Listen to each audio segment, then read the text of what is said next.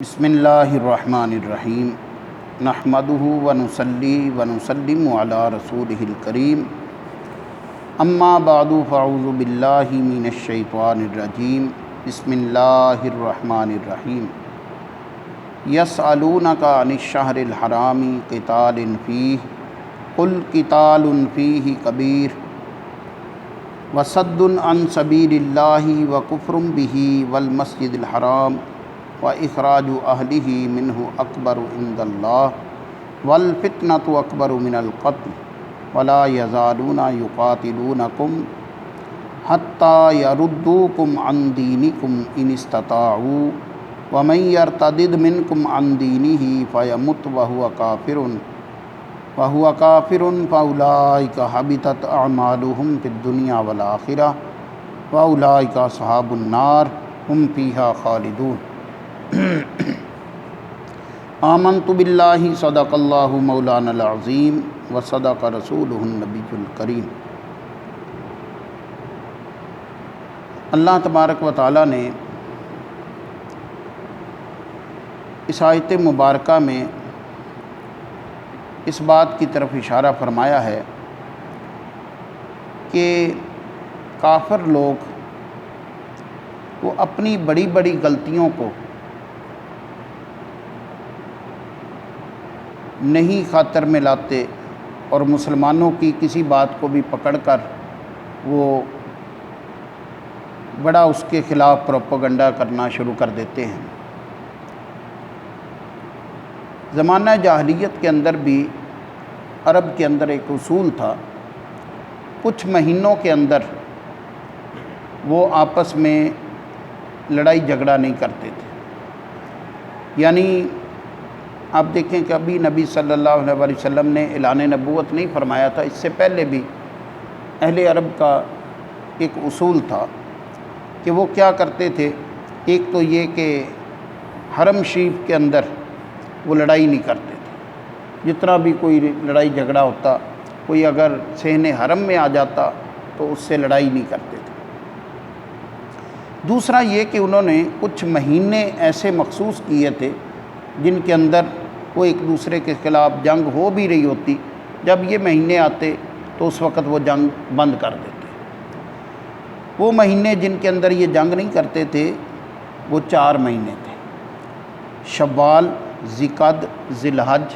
اور رجب۔ یہ 4 مہینے تھے جن کے اندر یہ کافر لوگ آپس میں لڑائی جھگڑا نہیں کرتے تھے۔ نبی پاک صلی اللہ علیہ وآلہ وسلم نے ایک لشکر بھیجا کفار کی نقل و حرکت کو دیکھنے کے لیے، تو ٹائم تھا جمادی الثانی کا اینڈ، جمادی الثانی کے آخری دن چل رہے تھے۔ تو جس دن کافروں کے ساتھ جنگ ہوئی اس دن ہوا یہ کہ مسلمانوں نے سمجھا کہ جمادی الثانی کی 30 تاریخ ہے، لیکن حقیقت میں اس دن رجب کی یکم تھی، رجب کی پہلی تاریخ تھی۔ تو کافروں کے ساتھ لڑائی ہوئی، جنگ ہوئی، تو ہوا یہ کہ اس میں کچھ کافر مارے بھی گئے، اور پھر ظاہر ہے ان کا جو جب وہ چھوڑ کر بھاگے ان کا جو مال غنیمت وہ بھی مسلمانوں کے ہاتھ لگا۔ تو کافروں نے بڑا پروپیگنڈا شروع کر دیا کہ یہ کون صحیح ایسے مطلب دین کی بات ہے کہ یہ حرمت والے مہینوں کا بھی احترام نہیں کرتے مسلمان جو ہے۔ حالانکہ ہوا تو ایسے تھا کہ ایک مطلب مسلمانوں نے سمجھا، صحابہ نے سمجھا کہ یہ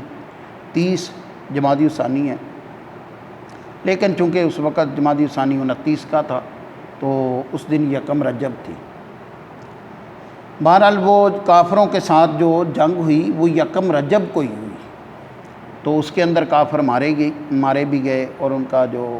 مال چھوڑ کر بھاگے وہ مال غنیمت بھی مسلمانوں کے ہاتھ لگا۔ انہوں نے کافروں نے مسلمانوں کے خلاف پروپیگنڈا شروع کر دیا کہ یہ ایسے ہی لوگ ہیں، ان کو تو حرمت والے مہینوں کی بھی پرواہ نہیں ہے۔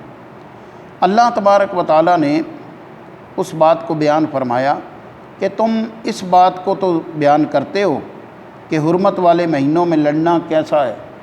تو لڑنا ظاہر ہے ٹھیک ہے، اس کے اندر ایک بڑی بات ہے لڑنا، لیکن اس سے بڑی اور بھی باتیں ہیں جو تم اپنے مطلب ان باتوں پہ بھی غور کرو۔ کافروں کو کہا جا رہا ہے کہ دیکھیں اللہ کے راہ سے روکنا اور اللہ کا انکار کرنا اور مسجد حرام سے روکنا اور مکہ والوں کو مکہ سے نکالنا، یہ اللہ کے نزدیک ان سے بڑے گناہ ہیں۔ کافروں کو کہا جا رہا ہے کہ یہ تم نے دیکھو یہ سارے کیے، تم کیا کرتے ہو؟ اللہ کی راز کی طرف کسی کو آنے نہیں دیتے، اور پھر تم اللہ کا انکار کرتے ہو، یعنی اللہ تبارک و تعالیٰ کی ذات کا کفر کرتے ہو، اور پھر تم نے مسجد حرام سے روکا، یعنی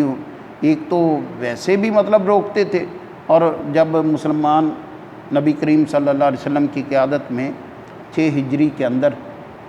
مکہ شریف کی طرف سفر کیا تاکہ عمرہ کر لیں، انہوں نے حدیبیہ سے آگے جانے ہی نہیں دیا۔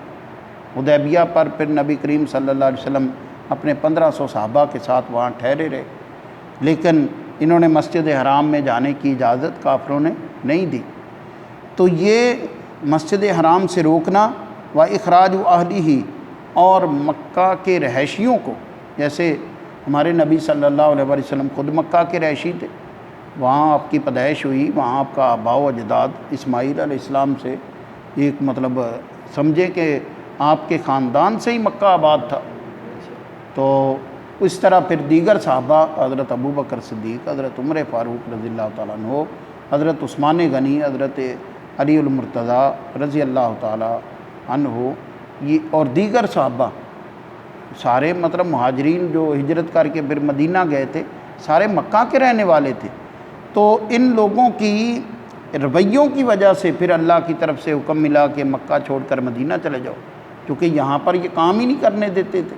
یہاں پر مسلمانوں کو پریشان کرتے تھے۔ پھر اللہ کی طرف سے ہجرت کا حکم آیا۔ تو یہ اللہ فرماتا ہے کہ یہ تم نے اہل مکہ کو جو ان کے گھروں سے نکالا ہے، یہ اس سے بڑا گناہ ہے، تم فساد پھیلا رہے ہو، اور فساد والفتنہ تو اکبر من القتل، فتنہ جو ہے یہ قتل سے زیادہ سخت ہے، فتنہ قتل سے زیادہ سخت ہے۔ تو لہذا تم اس بات کو لے کر کہ ایک جو مطلب بات ہو گئی کہ بھئی یکم رجب کو تم کچھ کافروں کو قتل کر دیا گیا، تو اس بات کو تم لے کر بڑا پروپیگنڈا کر رہے ہو، تو اپنی باتوں پہ بھی تو غور کرو، تم نے اس سے بڑے بڑے گناہ کیے۔ اور پھر اللہ تبارک و تعالیٰ نے فرمایا کہ وَلَا يَزَالُونَ يُقَاتِلُونَكُمْ حَتَّى يَرُدُّوكُمْ عَنْ دِينِكُمْ إِنِ اسْتَطَاعُوا۔ مسلمانوں کو اللہ نے فرمایا کہ یہ کافر تم سمجھو نا کہ یہ تمہارے ساتھ لڑائی نہیں کریں گے، یہ موقع ملتے ہی تم سے لڑیں گے، یہاں تک کہ تمہیں تمہارے دین سے پھیر دیں اگر طاقت رکھتے ہوں،